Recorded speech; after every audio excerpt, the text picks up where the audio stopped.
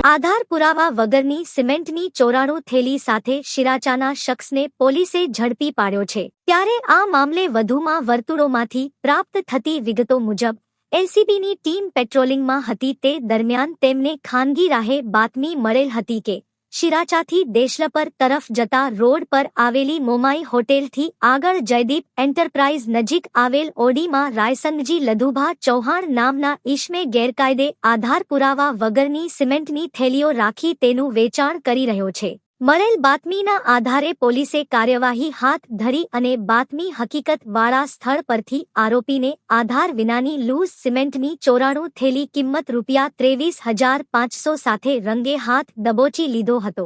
પોલીસે પકડાયેલ શખ્સ પાસેથી તમામ મુદ્દામાલ કબજે કરી તેના વિરુદ્ધ કાયદેસરની કાર્યવાહી હાથ ધરી હોવાનું સામે આવ્યું છે।